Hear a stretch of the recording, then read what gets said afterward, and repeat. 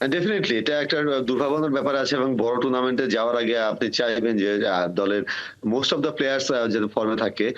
সবাই ডেফিনিটলি ফর্মে থাকবে না, কিন্তু মোস্ট অফ দ্য প্লেয়ার যাতে ফর্মে থাকে এটা ডেফিনিটলি একটা চাওয়া থাকবে। যদিও ফরম্যাট ভিন্ন, কিন্তু আপনার টাচে থাকতে হবে। টাচে থাকলে যেটা হয় যে আত্মবিশ্বাসটা থাকে এবং সেই যে মেন্টাল প্রিপারেশনের কথা বললাম সেটাও একটা আইডিয়াল অবস্থায় যাওয়ার মতো অবস্থা থাকে। কিন্তু আপনি যেটা বললেন যে আমাদের টপ প্লেয়ার যারা আছেন, মানে মোস্ট অফ দ্য প্লেয়ার যারা চ্যাম্পিয়ন্স ট্রফির দলে আছেন তাদের কিন্তু পারফরমেন্স এবারে বিপিএল এখনো পর্যন্ত খুব একটা ভালো নয়। আমি যদি স্পেসিফিকলি বলি তাহলে হয়তো তানজিদ হাসান তামিম আছেন যিনি ভালো করছেন, মাহমুদুল্লাহর ফর্মটা বেশ ভালো আছে। ব্যাটিং এ এই দুজনেই আপ টু দ্য মার্ক বলা যায়।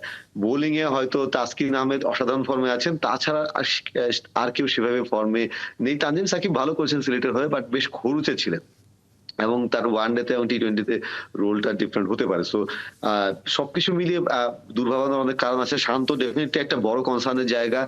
দেখুন যখন টুর্নামেন্টের মানে বিপিএল এর যখন প্লেয়ার ড্রাফট হলো তখনই আমার মনে হয়েছিল যে শান্তর জন্য বরিশালের এই 11 এ জায়গা করে নেওয়া টাফ হবে। কারণ শান্ত আসলে টি-20 তে জন্য খুব মানে খুব ভালো ফর্মে টি-20 তে তিনি ছিলেন না। সেটা বিপিএল এও গত বিপিএল এও তিনি খুব ভালো করেন সিলেট স্ট্রাইকার্স এর হয়ে। তার এবারে ছিল 14 এবং তার স্ট্রাইক রেট ছিল 93। টি-20 তে তিনি ন্যাশনাল টিমও ভালো করছিলেন না এবং সেই কারণে কিন্তু টি-20 ক্যাপ্টেন্সি তিনি ছাড়তে চেয়েছেন, সেটা বোর্ড প্রেসিডেন্টকে বলেছেন, বোর্ড প্রেসিডেন্টও সেটা প্রকাশ্য করেছেন। সো টি-20 তে তার ফর্ম এমনিতেই কনসার্ন ছিল।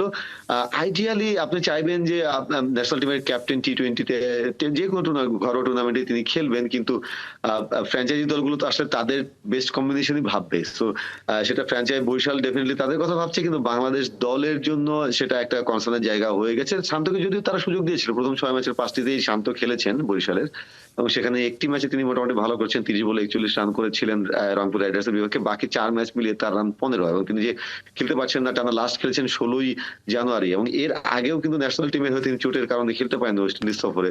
সো একটা লম্বা একটা ম্যাচ প্র্যাকটিসের ঘাটতি তার রয়েই যাবে যখন বাংলাদেশ দল চ্যাম্পিয়ন্স ট্রফিতে খেলতে যাবে। এটা একটা বড় কনসার্নের জায়গা আমি মনে করি এবং অন্যান্য ব্যাটসম্যানরাও খুব ফর্মে নেই। সৌম্য সরকার তিনি একটা চোট কাটিয়ে এলেন, তারপরে যে দুটি ম্যাচ খেলেন খুব ভালো খেলতে পারেননি।